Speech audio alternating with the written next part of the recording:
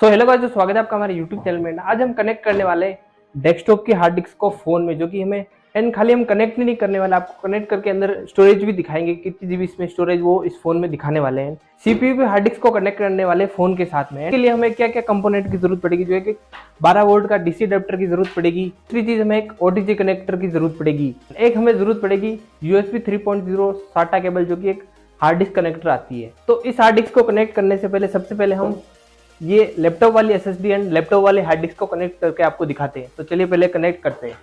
So guys, तो video में आगे बढ़ने से पहले मैं आपको एक वार्निंग दे देता हूँ। अगर आप भी इसे कनेक्ट करके चेक करते हो, गलती से अगर आपको फॉर्मेट पे क्लिक हो गया तो आपका वन फॉर्मेट क्लिक में पूरा डाटा जा सकता है, जैसे कि मेरा जा चुका है। एंड अब इसमें दिखा रहा है एंड्रॉयड फॉर्मेट, जो कि मेरे को इसको फॉर्मेट वापस करना पड़ेगा, जो कि डेस्कटॉप की साइज़ में ये फॉर्मेट होगा। एंड फिर से इसमें विंडो डालूंगा, तो आप भी ऐसे बच के रहे। तो वीडियो स्टार्ट करते हैं। तो सबसे पहले ये हार्ड डिस्क कनेक्टर है, जो तो इसमें कनेक्ट करना होता है एंड ओटीजी कनेक्टर की भी जरूरत पड़ती है, क्योंकि USB to type C port बन जाता है। एंड पहले इसका अनलॉक कर लेते हैं फ़ोन को। तो अभी आप देख सकते हो यहाँ पे स्टोरेज कुछ नहीं दिखा रही, खाली एसडी कार्ड लगा रखी है हमने, जो कि इसमें अभी स्टोरेज खाली 8 GB दिखा रही है, जो कि हमने एक एसडी कार्ड अलग से लगा रखा है, जो कि 5 GB भरा है। अब सीधा कनेक्ट करते हैं हार्ड डिस्क को। एंड यहाँ पे देखो WD की 32 USB ड्राइव कनेक्ट दिखा रही है। एंड एक बार इसको रिफ्रेश करते हैं, फिर देखते हैं।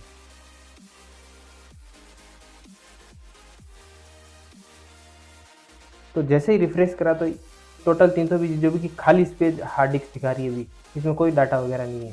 तो गाइज हार्ड डिस्क तो ये देख सकते हो आप 320 GB जो कि इसमें दिखा दिया। एंड अब करते हैं SSD को।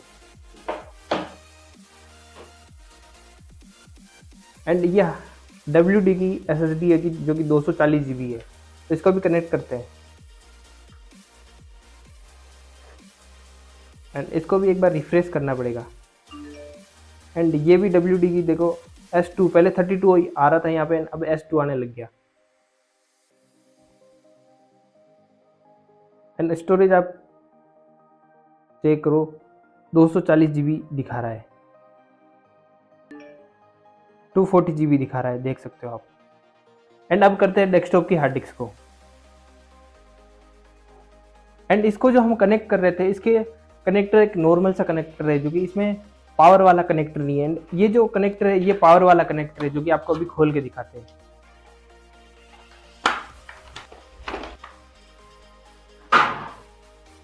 तो अब इस कनेक्टर में फर्क देखोगे तो इसमें देखो पावर जे का एक अलग से पोर्ट है, जो कि हार्ड डिस्क को स्पेशल कनेक्ट करने के लिए आता है। एंड ये देखो, ये नॉर्मल वाला कनेक्टर है, जो अगर आपके पास ये है तो आप इससे कनेक्ट नहीं कर पाओगे, जो कि इसको खाली लैपटॉप एंड SSD को ही कनेक्ट कर पाओगे। एंड इसको कनेक्ट करने के लिए आपको ये अलग से कनेक्टर आता है। एंड इसका आप देख सकते हो 2 USB पोर्ट हैं। ये काम बेसिकली इसलिए आता है कि अगर आप एक्सटर्नल हार्ड डिस्क को कनेक्ट करते हो लैपटॉप वगैरह में, तो ये आपके लिए उस टाइम काम आता है। एंड ये 12 वोल्ट का DC अडेप्टर की ज़रूरत पड़ती है, जो कि आप ये देख ही सकते हो। उसमें ये 12 वोल्ट का अडेप्टर की आपको ज़रूरत पड़ती है। एंड ये 1 एम्पियर का है, एंड ऐसा कुछ अडेप्टर का है। तो सीधा कनेक्ट करते हैं हार्ड डिस्क को। इसको कनेक्ट करते हैं।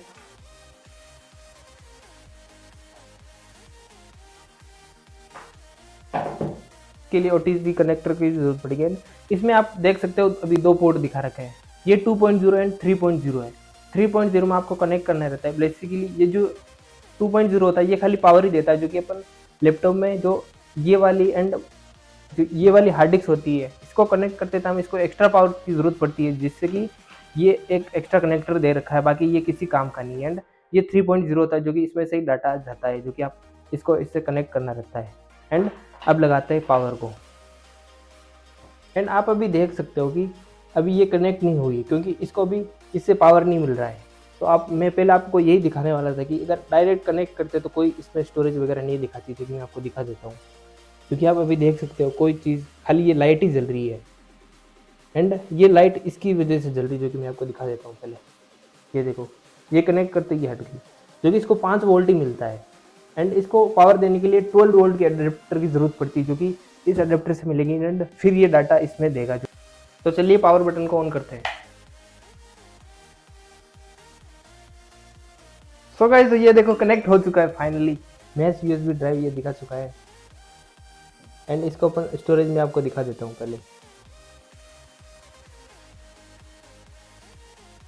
सो गाइस तो ये देख सकते हो available 500 GB and total 500 GB। हाँ यार ये एंड ये देखो 500 GB दिखा रहा है ना। हार्ड डिस्क को भी मैं आपको चेक करा देता हूँ। यहाँ पे जो इसकी कैपेसिटी लिख रखी है वो देखो 500 GB जो कि 500 GB एंड ये हिटाची की हार्ड डिस्क है। एंड अपन इसमें कोई स्टोरेज वगैरह भी कर सकते हैं जो कि 500 GB स्टोरेज इसमें रख सकते हैं।